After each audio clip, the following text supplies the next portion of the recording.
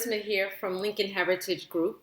Tonight I wanted to talk about Viatical Settlements. I don't know, I guess for me it was an awesome pleasure. For the person I was doing the job for, it probably wasn't the best of circumstances, but I had the opportunity this evening to do a Viatical settlement. Well, not so much it was mine, but for a client. I've added mobile signing notary services to the services that Lincoln Heritage offers, and it's been doing really well with the mobile signings. I've been working on a lot of refinances and some settlements. Well, tonight I met a client and they had a viatical settlement. And of course, my first love is insurance. So anything insurance related, I'm like, ooh, ooh. So I've heard of viatical settlements. I know about viatical settlements. It's not something that I practice. It's something that I would really like to get into. It does require a whole nother license, but that's a whole nother conversation, right? But for those who don't know, viatical settlement basically is you have an insurance policy and you settle with a third party company that actually takes on ownership of your policy and they pay you for it, right? So let me just give you a little bit of some backstory about this particular client without giving out too much information. I mean, nobody's going to find them. But anyway, two professional individuals in there. They're probably old enough to be my parents. And came to circumstances where the husband, this is crazy. This is just how life is or life happens. About a year ago or whatever, they went out to eat. As they're eating, the husband choked on a piece of food. Okay. However, he choked and was without oxygen for 4 minutes. And in that process, his brain went without oxygen for 4 minutes, leaving him in a catatonic state. There's a term for it, and I wrote it down and I didn't bring it over here with me to give you the exact term. But it left his body in a state where he can't do anything for himself. He can't walk. He can very sparsely talk. He's blind. He can't feed himself. He can do no ADLs, which is just daily living life skills.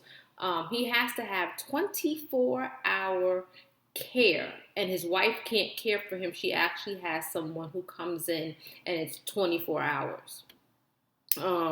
So you can imagine that's like a total game changer. They're two professionals. She was in journalism. He wasn't an attorney. Their policy was for $800,000. They settled for $3 million. And I understand care of that magnitude cost. I mean, I'm certain most of us have had some type of loved one where they've fallen into a situation. It's just with age, you figure with age some things will happen, but it's this point, no, I mean, it wasn't expected. And I guess and I know the point of my conversation is always about insurance, but people just don't understand. When you say life insurance, most people tend to think, oh, it's for death, and I'll just put something away so my family can bury me, or better yet, I'll let them worry about burying me when that time comes. But life insurance is so much bigger and broader than that. Here someone had a policy that they intended probably, this will go to my wife so that she can be able to live and pay or whatever. But because of a freak, because it's really freakish, a freakish accident caused them to have to readjust their whole lifestyle. And he was practicing at the time. He's practicing, so he's no longer with the job, so that income is lost. His wife can't work because she's home having to tend to him and take him on his doctor's appointments and such or whatever. Life is just turned upside down. And what would a regular person, who doesn't have the means or if you don't have insurance, what the heck would you do? And so insurance is it's so important. It's so much more than what people think it is. Or you say, oh, I have insurance through my job. Well, something happened to you, you no longer have insurance through your job. There's no choice to have a viatical settlement so that you can take care of these things. Life insurance offers you critical illness. You get sick, intermediately, or it might be something that's critical. You have there's things that are in the policy that can help you, but viatical settlement, of course, isn't something that's in the plan, that's baked in, but there are companies that will buy you out of your policy. It's not, you're not going to get all the money, but it's sure something that helps you. And I just, going there and sitting there with this client today and watching, I actually saw them close. I got there a little early, so she was like, you have to give us some time. And I had no clue what I was walking into. I knew it was something about a settlement, but I do stuff I get paperwork every day, all day. If I sat here and went through people's personal information, I'd probably be about crazy. But I don't go through it. I don't know what I'm walking into most of the time until I get there. And so I got to, it was the wife with the husband, the caretaker. And I didn't see the husband sitting in the car. I was like, why is this guy sitting in the back seat? It just seemed so odd. And then I saw it, come out the wheelchair or whatever. And his body is like rigor. It's stiff. And he can't, he's stuck in this paralytic state, and I was like, hello, how are you? And you had to really, wean in to listen, to hear him. He can talk or whatever. And I was like, how are you? And he was like, not trying to mimic, but what he basically was saying that he wasn't feeling too great. And I get it. When life has totally shifted.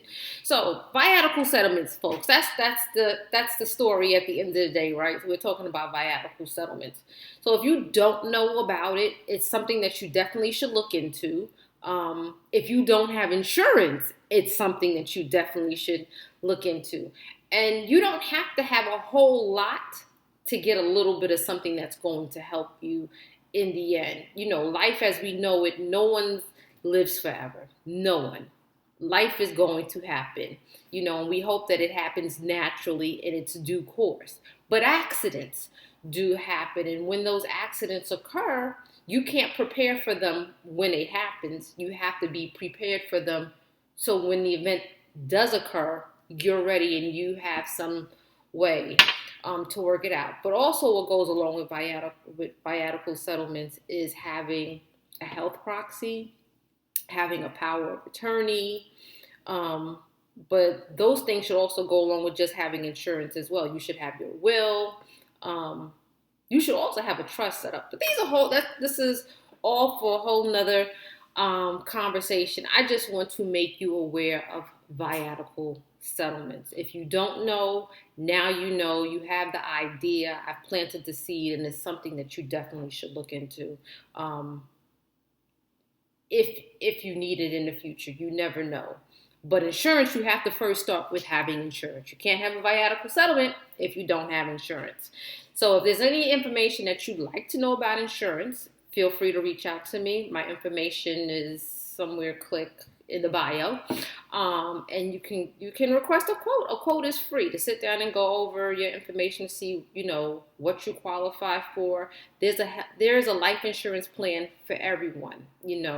There's some companies that won't insure you for a reason, and then there's another company that will take that a reason and insure you for it. There's something for everyone. Even cancer care, there is something for everyone. So if you've been disqualified for whatever reason, find a broker or an agent that will work with you, that has the tools and the resources to look up other insurance companies. Just because one says no doesn't mean that another one won't say yes. Sometimes the pricing may not be the same, but it's just part of the process.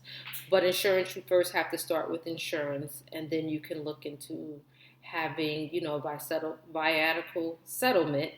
God forbid, something should happen down the line.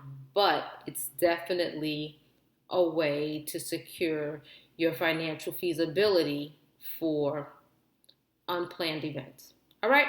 So I hope that information was helpful. I'm certain that it is. That's my job. My aim to bring you good content. Leave your comments below. I'll respond. You can message me if insurance can be a little sensitive. So message me, and I'll definitely reach out and answer your questions back, and we can go from there. Have a fantastic one, guys. Ciao.